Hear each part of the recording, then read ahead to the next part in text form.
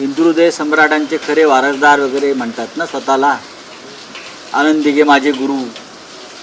कसले गुरु?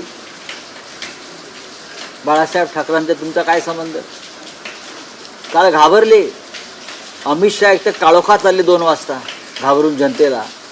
आणि त्यांच्या स्वागताच्या बोर्डावर आपण स्वतःला अमित शहाच्या कृपेनं दिलेल्या शिवसेनेचा प्रमुख मानता ना.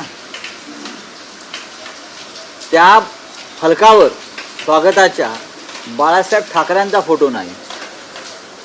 स्वतःचे जे गुरु आहेत आनंद दिघे त्यांचा फोटो नाही. का भीती वाटते? मालकाने सांगितलंय ना बाळासाहेब ठाकरेंचा फोटो लावायचा नाही म्हणून. ते दिसलं ना काल पुण्यामधल्या कुठल्याही होर्डिंगवर एकनाथ शिंदे यांच्या पक्षाच्या बाळासाहेब ठाकरेंचा फोटो नाही. आणि त्यांचे गुरु म्हणून जे मिरवतात दिघे साहेब म्हणून त्यांचाही फोटो नाही. हे ढोंगी लोक आहेत, डरपोक लोक आहेत, अमित शहाला घाबरतात.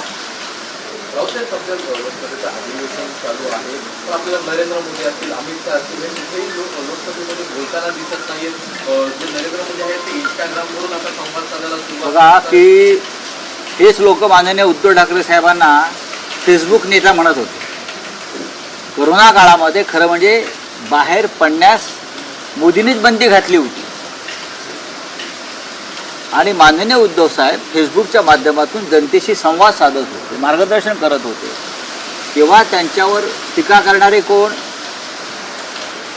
हे तुमचे प्रधानमंत्री मोदी, आता जे पळून गेले ते एकनाथ शिंदे, देवेंद्र फडणवीस. मग आता गेले काही दिवस नरेंद्र मोदी आहेत कुठे?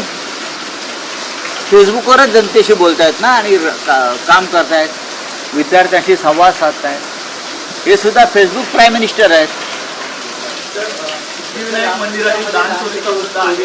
मोठी खळी जसं अयोध्यामधील राम मंदिरामध्ये तरी काल राज ठाकरे देखील आपल्या सिद्धिविनायकमध्ये देखील 18 कोटीची दान केली. करायचे सन्माननीय राज ठाकरे यांनी जो स्फोट केलेला आहे त्याच्यामागे फार गंभीर प्रकारचं सत्य दडलेलं आहे. जेव्हापासून